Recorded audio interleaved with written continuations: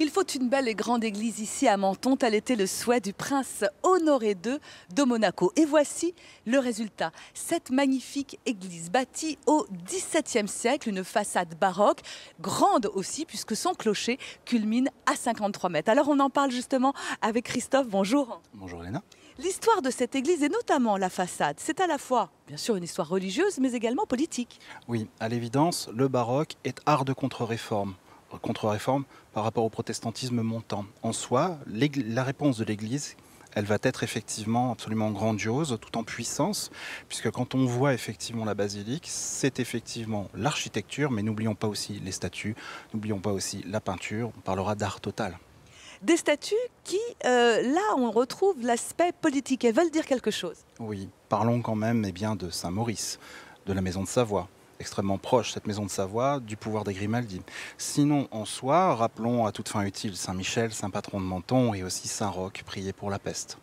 Alors ici, sur l'esplanade qui est donc au bord de cette basilique, 250 000 galets quand même pour la réaliser. Là encore, on trouve quelques petits détails politiques. Oui, rappelons quand même les armes de Grimaldi au travers des diamants, et aussi un H stylisé par rapport à Honoré, au prince Honoré. Alors cette église, donc érigée en basilique par le pape Jean-Paul II, elle a bien failli disparaître quand même au XIXe siècle. À toute fin utile aussi, rappelons le tremblement de terre de 1887, en février. Notamment, l'édifice est ébranlé. On parle quand même de plus d'1 millier de morts sur effectivement la Ligurie et effectivement sur notre rive à nous, ici en France. En soi, c'est la nef centrale qui s'écroule.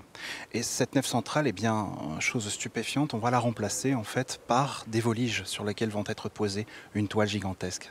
Vous l'aimez, cette basilique? Absolument. Comme tous les Mentonnais d'ailleurs, puisque le dicton nous dit ici que quelques jours sans son campanin, le campanin c'est le clocher, eh bien le Mentonnais meurt de chagrin.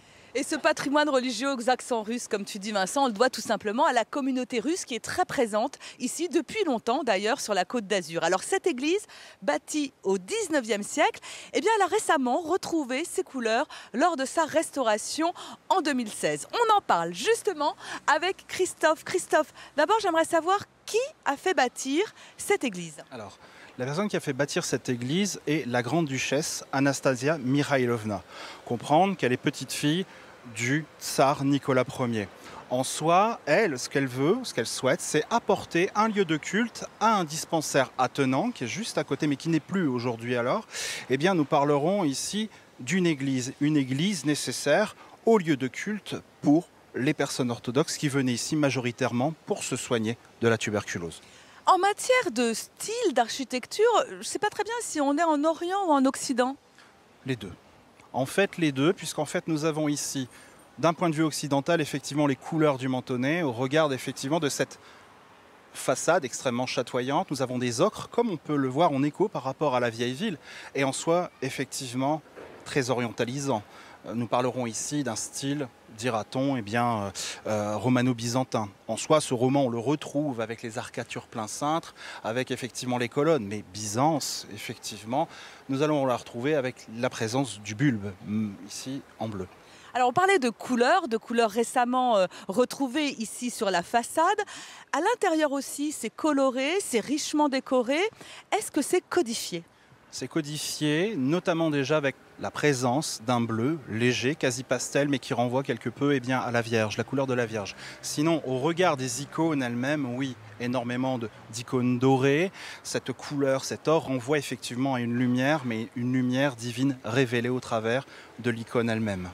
Alors cette lumière divine, tous les Russes ici, les orthodoxes, souhaitent la retrouver également à l'intérieur.